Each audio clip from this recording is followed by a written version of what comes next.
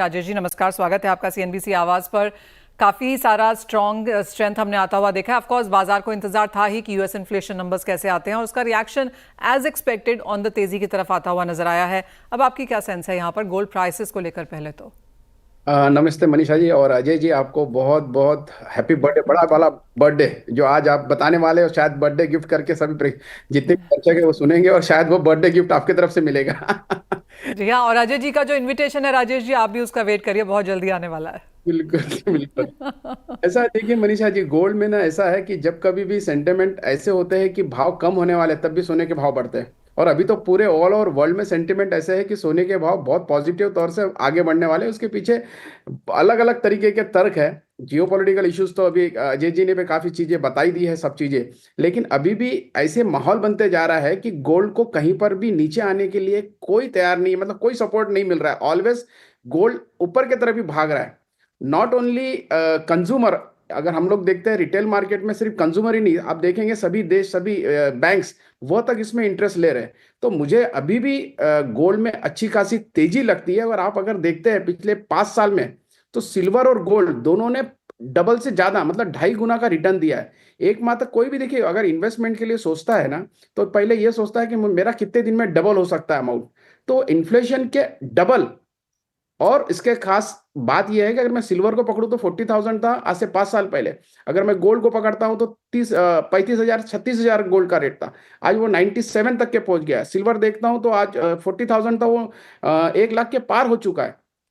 तो जितनी भी रिकॉर्ड्स अभी तक के गोल्ड ने दिए हैं, मैं फिर दोहराता हूं उसी बात को। जब कभी भी सेंटिमेंट बनते हैं कि कम होगा तब भी गोल्ड भागता है, और जो ओवरऑल सेंटिमेंट अभी दिख रहे हैं वो तो भाग ही रहा है। तो कहीं पर भी मुझे किसी प्रकार की कमी गोल्ड में आते हुए मुझे नहीं लग रहा है। हाँ, जिस तरीके से अजय जी ने भी अभी आपको बताया कि 10% का करेक्शन हुआ था $3500 से, फिर वो $3150 तक आया था, तब ये एक गुड करेक्शन था। ऐसे ही करेक्शन में मुझे लगता है डीप बाइंग कर लेना चाहिए, क्योंकि गोल्ड एक बार मौका देता है, उसके बाद बार बार मौका नहीं देता है।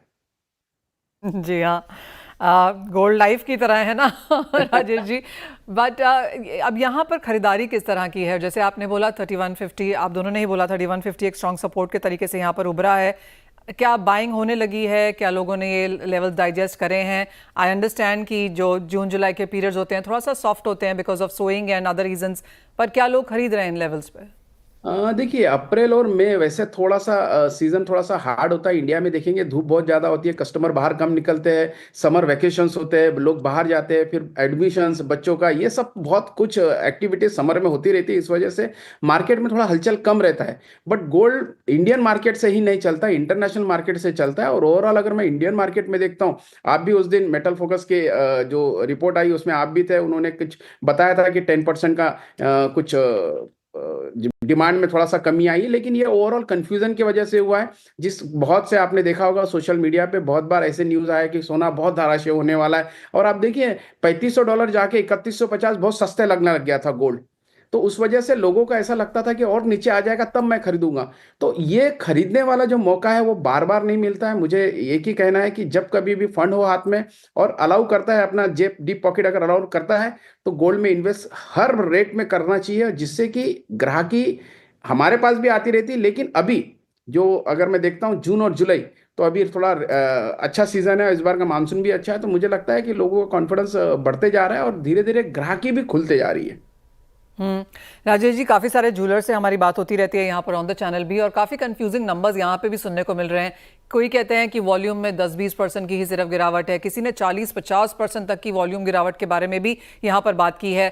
इस साल में अब तक आप क्या कहेंगे, कैसा रहा बाजार? देखिए, अभी तक के तो बाजार बिल्कुल नॉर्मल मोड पे चल रहा है। बहुत ज़्यादा अपसाइड भी नहीं है, मतलब डिमांड के मामले में बहुत ज़्यादा भी नहीं है और बहुत कम भी नहीं है। वॉल्यूम वाइज मैं देखता हूँ, लास्ट ईयर हम लोग ने अभी जैसे अक्षय तृतीया का ही एक अंदाज निकाला था कि एक टोटल कितना हमारा इस दिन का बिजनेस हुआ होगा। तो उस बिजनेस के आधार पे कुछ 20 टन के आसपास का एक दिन का जो फिगर बता रहा था कि पिछले साल जो फिगर था उससे बिल्कुल मैच कर रहा है। मैं मानता हूं कि वैल्यू वाइज रेट बढ़ जाने के कारण, 30% तक के रेट बढ़ जाने के कारण थोड़ा इम्पैक्ट आता है वॉल्यूम वाइज काम करने में।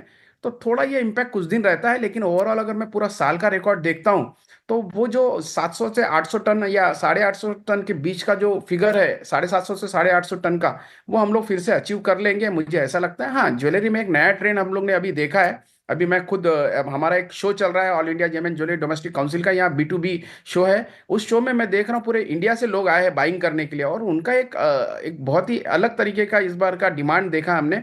18 कैरेट ज्वेलरी की तरफ थोड़ा सा उनका इंटरेस्ट बढ़ते जा रहा है। शायद ग्राहकों को भी एक पॉकेट फ्रेंडली होने के कारण, थोड़ा सा वैल्यू वाइज कम होने के कारण 18 कैरेट की डिमांड धीरे धीरे बढ़ने लगी है। हम्म। राजेश जी, ये चीज़ हमने काफ़ी क्लैरिटी के साथ आते हुए देखी है कि लोग अपना पुराना सोना बेच नहीं रहे हैं। गोल्ड लोन कंपनीज यहाँ पर काफ़ी बेहतरीन काम कर रही हैं। गोल्ड एक्सचेंज नंबर्स हमने काफ़ी स्ट्रांग यहाँ पर आते हुए देखे हैं। क्या वो ट्रेंड अभी भी जारी है? बिल्कुल। देखिए लोगों को ये समझ में आ गया है कि सोना अगर बेचा, या सोना हमने अगर जितना ज्यादा बदल के ये किया, उससे अच्छा जितना हमारे पास है उसको एज अ FD करके रखोगे तो फायदा ही होगा। उसको वापस मार्केट में लाएंगे तो शायद फिर से खरीदना थोड़ा सा कठिन हो जाएगा, तकलीफदायक हो सकता है। इस वजह से कुछ दिन तक के ऐसा हुआ था, जैसी कुछ रूमर्स आई थी कि भाव बहुत नीचे आने वाले हैं, उस वक्त मार्केट में बहुत सारा गोल्ड डोमेस्टिक मार्केट में निकल आया था पुराना सोना बेचने के लिए। लेकिन बाद में लोगों को रियलाइज हो गया है कि वो उनकी मिस्टेक थी। गोल्ड ने कभी भी किसी को निराश नहीं किया है, और जिस तरीके के फिगर्स गोल्ड ने पहले दिए और अभी दे रहा है, तो फिर से ये अभी देखिए आप $3375 तक के हम लोग फिर से पहुंच गए। $3500 में सिर्फ $125 की कमी है। अगर कोई ऐसी न्यूज, जिस तरीके से ईरान ने के स्टेटमेंट्स है, जिस तरीके से अभी रशिया यूक्रेन के वार की परिस्थिति, एक सेकंड के लिए तो जब ट्रंप ने बोला था कि ये 2 दिन में पूरा खत्म कर देंगे, उनके स्टेटमेंट आ रहे थे, तब लग रहा था कि स्टेबिलिटी पूरे वर्ल्ड में आ जाएगी, इस वजह से रेट को थोड़ा कंट्रोल हो जाएगा। लेकिन अब वो एक तरह से मुझे लगता है कि ट्रंप ने जिस तरीके से स्टेटमेंट दिए वो उसका कोई मायना, मतलब मान नहीं रहे, और बड़ी अनिश्चितता के कारण गोल्ड इस तरीके से रिएक्ट कर रहा है। और शायद आने वाले दिनों में जो 3490 और $3500 का जो एक रिकॉर्ड है, वो शायद नए रिकॉर्ड बनते हुए शायद हम लोग देखेंगे।